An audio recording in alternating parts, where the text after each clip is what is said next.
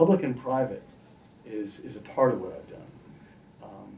I've also had experiences in the public sector, working on the legislative branch and working in the executive branch. I've worked as an auditor. I've worked as an auditee.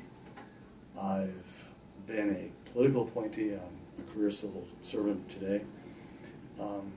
And in the private sector, I was a manager, director, vice president in a systems integration firm for 10 years, and I was self-employed for 4 years as an IT consultant. And what that means is that I've had to make a profit on government contracts. I've had to award government contracts. I understand how companies are treated by the government because I've experienced it myself. I know what happens when the government puts out request for proposal where the response is due between Christmas and New Year's. I vow never to knowingly do that myself because I know what it feels like. I know what it takes to make a profit. There's nothing wrong with that. I know what it takes to manage companies that are trying to make a profit. I've been on the winning and losing side of proposals. I've had to compete. I know what competition can achieve. I also know what the limits of competition are when you're trying to get the best value for the American taxpayer. So the other thing that I've done is in both government and the private sector, I've had to work not only on the technical side of IT, but also on the functional side. What do you get for it? I've done business process improvement support in the private sector as well as in the public sector. So you take all that together, what does it give you?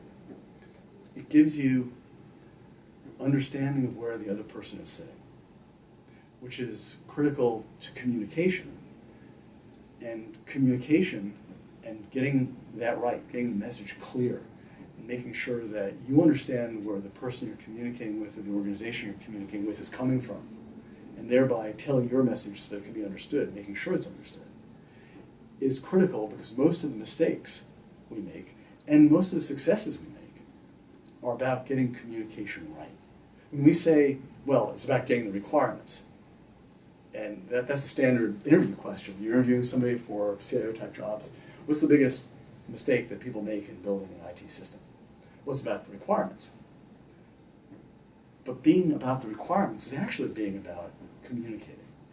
And what I think my background has given me that I leverage is knowing where all these other players that we have to deal with, be it the legislators who are giving us appropriation, the auditors who are doing their job, I have a lot of respect for it, having been one, the contractors who are trying to make a living and do the best they can for the taxpayers who pay their salaries indirectly, or sacred trust that we have with the taxpayers to husband their dollars wisely. Those perspectives I believe allow me to be a better communicator than I would have otherwise been if I hadn't been. And then that idea that in all of those places, I've not only, for example, audited an IT program, but I've audited process improvement. I've done IT and I've done process improvement.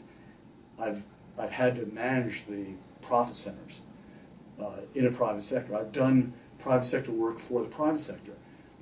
With those perspectives, it's invaluable not only to be able to communicate, but it's invaluable to be able to translate from the technical to the non-technical, which is what I think is the real key to the success of a CIO, is being able to take technical jargon and translate it into what does it mean to the business person, what does it mean to the functional owner, and the reverse. That's how you get the requirements right. That's how you meet your customers' needs.